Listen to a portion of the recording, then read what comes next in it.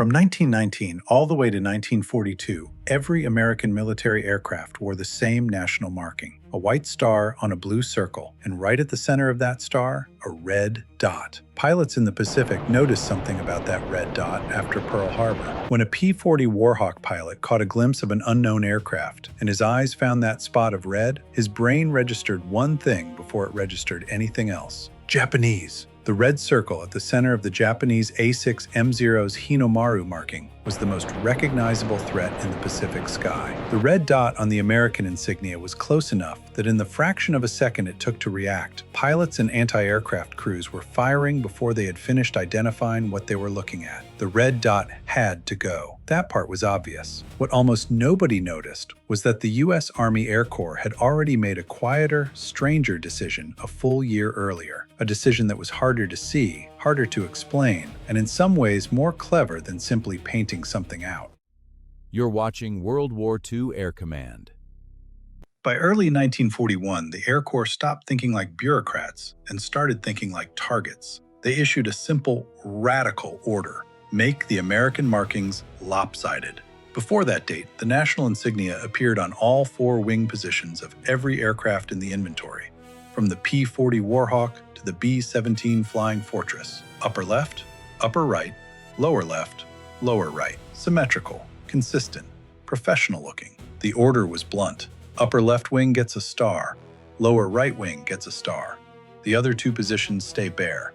No symmetry, no easy aiming point. If an enemy pilot wants to use those markings to line up his shot, he's going to have to work for it. This wasn't just a random cosmetic tweak. It came down to pure survival. Part of it was giving American planes a totally unique, asymmetrical silhouette in a crowded sky. The darker reason was simpler. It took away the enemy's gun sight. When two roundels sit symmetrically on both wings, they create a natural aiming reference.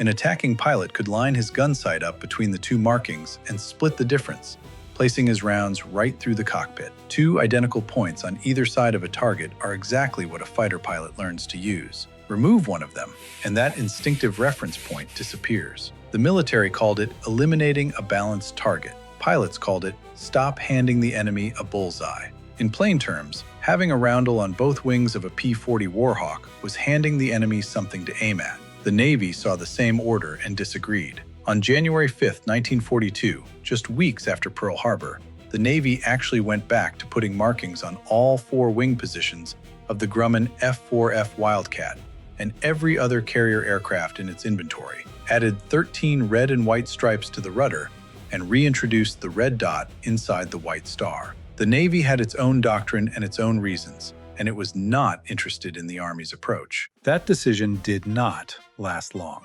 Combat reporting from the Pacific made the problem undeniable.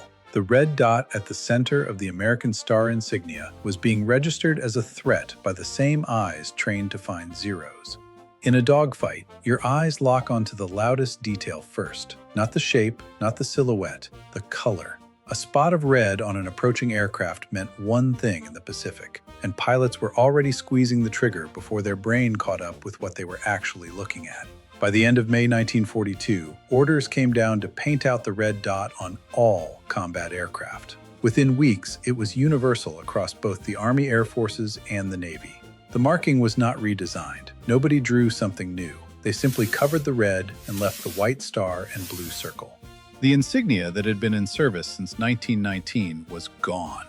The one that replaced it was the same shape with white where the red used to be. The Navy held out on the wing placement question longer than it did on the red dot, but by early 1943, the evidence from combat operations had worn down the resistance. By February 1943, the combat reports had done their job. The Navy dropped the balanced marking layout on the F-4F Wildcat and every aircraft flying off its carriers, and adopted the same asymmetric standard the Army Air Corps had been flying since 1941. Tradition didn't save pilots in the Pacific. Tactics did. On paper, aircraft markings look like paperwork. Specifications, diagrams, amendment numbers, inter-service memos that nobody outside a procurement office ever reads.